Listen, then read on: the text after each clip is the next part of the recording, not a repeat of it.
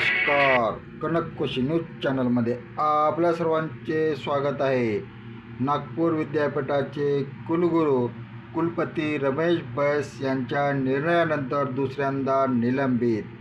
राष्ट्रसंत तुकडोजी महाराज नागपूर विद्यापीठाचे कुलगुरू डॉक्टर सुभाष चौधरी यांच्या चौकशीवर अंतरिम स्थगिती देण्यास मुंबई उच्च न्यायालयाच्या नागपूर खंडपीठाने नकार दिल्यावर राज्यपाल व कुलपती रमेश बैस यांनी डॉक्टर चौधरी यांना त्यांचे म्हणणे ऐकून घेण्यासाठी राज्यपाल कार्यालयात बोलावले होते.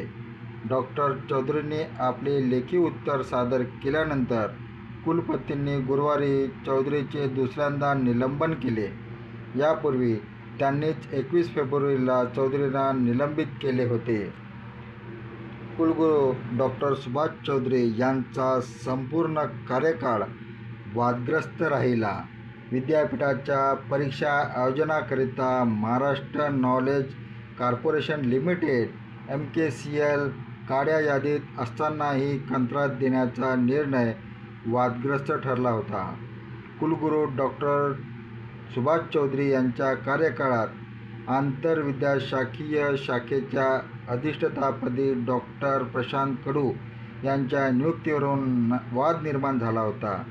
सिनेट पदवीधर मतदारसंघ निवडणूक वेळेत न घेण्याचा आक्षेपही डॉक्टर सुभाष चौधरी यांच्या विरोधात घेण्यात आला होता. विद्यापीठाच्या राज्यशास्त्र विभागाचे तत्कालीन विभाग प्रमुख मोहन काशीकर यांच्यावर केलेल्या कारवाईंना न्यायालयाने चूक ठरवत विद्यापीठाला फटकारले होते. विद्यापीठ सुरक्षा व्यवस्थेत आर्थिक गैरव्यवहार झाल्याच्या आरोपांना डॉक्टर चौधरी यांना सामोरे जावे लागत होते. डॉक्टर सुभाष चौधरी यांच्या विरोधातील अनेक तक्रारीनंतर कुलपतींनी चौकशी समिती गठीत केली होती.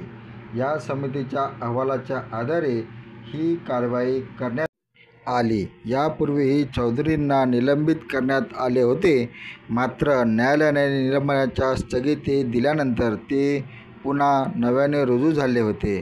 त्यानंतर पुन्हा कुलपतींनी त्यांच्याविरुद्ध चौकशीचे आदेश दिले होते. ही चौकशी पूर्ण झाल्यानंतर कुलपतींनी चौधरी यांना स्पष्टीकरण देण्यासाठी उपस्थित राहण्याबाबत नोटीस काढला होता.